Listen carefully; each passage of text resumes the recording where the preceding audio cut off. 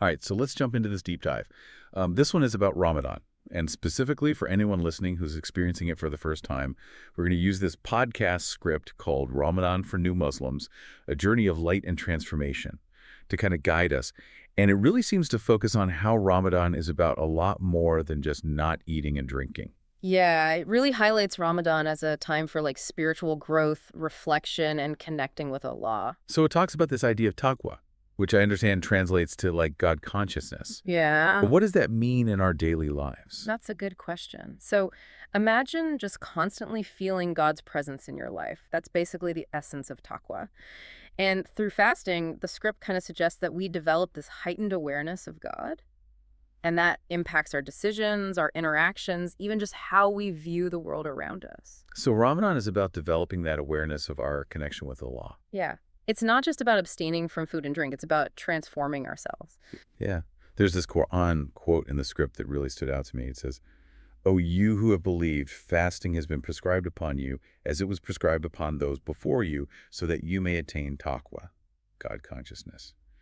Pretty powerful stuff. It really emphasizes the purpose of fasting and how it's about transformation. And it helps us better understand people that are less fortunate and foster that empathy and compassion for others.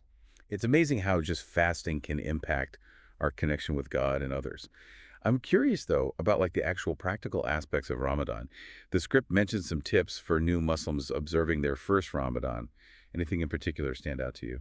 Well, it really emphasizes having a strong intention called niyyah before a fajr, the pre-dawn prayer. Setting an intention before Fajr, that sounds really powerful. So it's more than just like saying, I'm fasting today. Absolutely. It's more about aligning your heart and mind with the purpose of Ramadan and, dedicating your fast to Allah, which sets the tone for the whole day. Makes sense. The script also talks about suhoor, which is the pre-dawn meal. And it recommends eating oats, whole grains, dates, and drinking plenty of water, which I imagine is for keeping your energy up. Right. It's about nourishing yourself so you can sustain yourself through the fast. It even suggests avoiding salty or spicy foods at suhoor so you don't get thirsty. That's a good tip. I'm seeing how each element of Ramadan is connected to a deeper meaning. What about staying busy during the day? I know the script mentioned a few things. Yeah, it emphasizes things like worship and good deeds. Writing Quran, dhikr, which is remembrance of God, listening to Islamic lectures. So it's not just about what we don't do, but what we do during Ramadan to strengthen our faith. Exactly. It's about creating that space for growth and connecting with Allah throughout the entire day. The script also talked about breaking the fast at sunset, iftar, and how it should be done with gratitude, following the Prophet Muhammad's tradition of starting with dates and water before the meal. Right. It's like a moment of deep gratitude and celebration at sunset when you're breaking your fast and recognizing all the blessings that you have.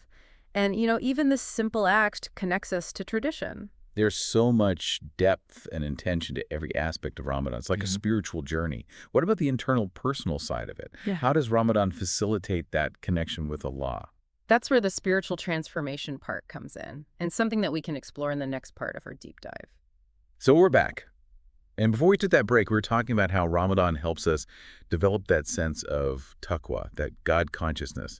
And it got me thinking, how does this shift in how we see things affect not just our relationship with Allah, but our relationships with, others and just the world around us? It's a good point, It's like Ramadan gives us this new perspective where we can kind of see things with renewed clarity and appreciation for everything. So the script talked about how Ramadan is a time for getting closer to Allah.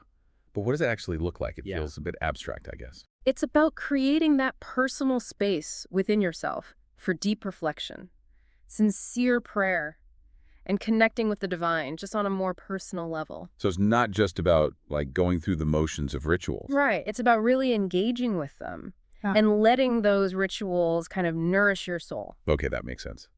It reminded me of something else the script mentioned. It said that during Ramadan, good deeds are multiplied and sins can be erased, which sounds pretty motivating. Yeah, like imagine having this dedicated period where you can focus on self-improvement and breaking free from all those negative patterns and habits and really just accumulate all these spiritual rewards. It's like a spiritual spring cleaning. Exactly. And, It's important to remember that this isn't a competition. It's about each individual's own personal journey and growth. So there's no need to compare yourself with others or Yeah, feel like you have to, like, perform your faith. not at all. Ramadan is about each person's own personal experience and about nurturing your own connection with Allah in a way that feels authentic to you. That's reassuring to hear, especially for someone who's new to this whole thing. It can feel like a lot. Yeah, and just remember, every effort counts. Even just the small acts of devotion that are done sincerely are valued. And it kind of makes me think of that hadith we talked about earlier, the one about the gates of paradise being opened Yeah. and the devils being chained during Ramadan. It's a really powerful image. Yeah, it really shows how much spiritual potential this month has. It's an environment for growth where you can break free from those negative influences and really move closer to a state of peace Yeah. and harmony. It's like having a spiritual tailwind. Mm. This deep dive is really making you realize that Ramadan is more than just a religious obligation. It's a chance for some real, deep personal transformation. Right. And that transformation can touch every part of your life. You know, how you view yourself, your relationship with Allah, how Yeah. you interact with other people, even just your relationship with the world around you. It's pretty fascinating how just not eating or drinking can spark such profound internal shifts. I mean, that's the beauty of Ramadan. It's a practice that, when you approach it with sincerity and intention, can unlock so much spiritual possibility. This is all so inspiring. But how do you maintain that Ramadan mindset once the month is over? Seems like a pretty high bar to set. You know, that's a great question, and a perfect transition to the next part of our deep dive, where we can explore some practical ways to carry those lessons and spiritual momentum from Ramadan into the rest of the year. All right, so we're back for the last part of this Ramadan deep dive. And it's been really insightful. I'm glad we're talking about this question about how to keep that Ramadan energy going all year. Because, it's easy to slip back into old habits once the month is over. Yeah, it's definitely a challenge, but it doesn't have to be that way. I think the key is to integrate those Ramadan lessons and practices into your daily life in a way that feels, like you can actually stick with it. So it's not so much about Ramadan being this intense, like isolated month.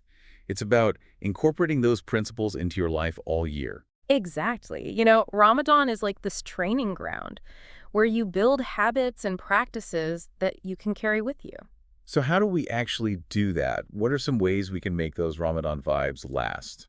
Well, the first thing is to really reflect on your Ramadan experience. Like, what really stuck with you? What practices brought you closer to Allah? What did you find really beneficial?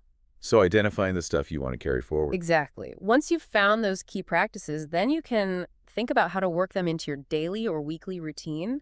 Even just small, consistent efforts can make a difference. Like if someone really connected with reading Quran during Ramadan, they could set aside time each day to keep doing it. Yeah. Or if they found that giving charity was really fulfilling, maybe they could set up a recurring donation or volunteer their time. And it doesn't have to be only religious practices, right? Like maybe it's about character traits that someone developed during Ramadan, like being more patient or generous or mindful. Definitely. Ramadan is a time to cultivate all those things. The challenge is to remember to apply them in your everyday life and in how you treat others. So taking that spiritual spring cleaning we talked about and applying it everywhere. Exactly. And just remember that being consistent is really key. It takes time and effort to make a new habit stick, just like with anything. So don't be discouraged if you slip up along the way. It's about progress, not perfection. You got it. And even though our source material was about new Muslims, I think these ideas apply to anyone, no matter what their faith is, if they're trying to deepen their spiritual practice. Yeah, for sure. Those themes of self-reflection, intention, and connecting with something bigger than yourself are universal. So to wrap up our deep dive, I'll leave you with this. How can you personalize your own Ramadan journey? What intentions can you set now that will keep growing after Ramadan is over? That's a great question. And even though our deep dive ends here, this is just the beginning of your own journey. So enjoy the journey, and may your Ramadan be filled with blessings.